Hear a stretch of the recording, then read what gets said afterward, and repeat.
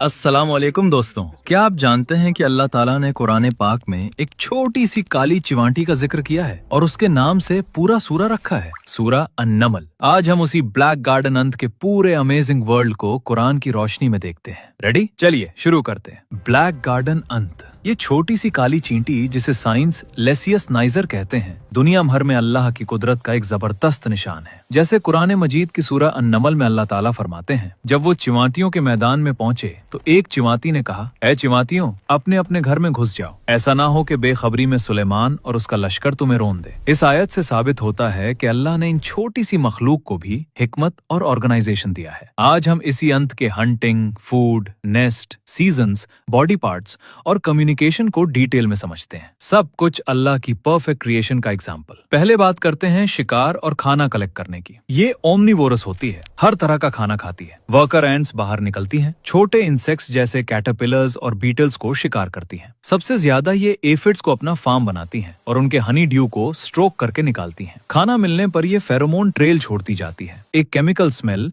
जो दूसरी ends follow करती हैं। ये टीम वर्क अल्लाह की दी हुई सिस्टम का हिस्सा है जो एक छोटी सी चिवांटी को भी इतना ऑर्गेनाइज बनाता है। अक्सर रात के वक्त ये सबसे एक्टिव होती हैं। अब नीस्ट के अंदर की दुनिया। नीस्ट जमीन के नीचे 1 से 2 मीटर तक होता है। इसमें अलग अलग चैम्बर्स होते हैं, क्वीन चैम्बर, ब्रूड चैम्बर्स जहां एग्स, लार्वे और प्यूपे रखे जाते हैं, फूड स्टोरेज और सर्दी के लिए एफिड्स के स्पेशल रूम्स। सिंगल क्वीन होती है और 4000 से 15000 वर्कर्स। अंदर सब कुछ परफेक्टली ऑर्गेनाइज्ड और साफ रहता है, बिल्कुल जैसे सूरा अन-नमल में चिवांटी अपने कॉलोनी को वार्न करती है, यहीं भी हर अंत अपना फर्ज निभाती है। ये सब अल्लाह की हिकमत का निशान है। इसके बॉडी पार्ट्स की बात करें तो इसका बॉडी 3 हिस्से में बना होता है, हेड, थोरैक्स और एब्डोमेन। 6 टांगे, एंटेने और एक्सोस्केलेटन के साथ। आंखें? हाँ, इसकी आंखें होती हैं। वर्कर एंड्स के पास 2 कंपाउंड आईज होते हैं जिसमें 120 स्मॉल लेंसेज होते हैं। ये शार्प नहीं होती लेकिन ऑब्जेक्ट्स पहचानने और नेविगेट करने में मदद करती हैं। विंग्स सिर्फ क्वींस और मेल्स के पास होते हैं और वो भी सिर्फ नप्शल फ्लाइट के लिए। एक दूसरे को फॉलो करने का तरीका बहुत ही इंटरेस्टिंग। एक वर्कर खाना ढूंढ लेती है तो वापस आते वक्त फेरोमोन ट्रेल छोड़ती जाती है। दूसरी एंड्स अपनी एंटेने से स्मेल डिटेक्ट करके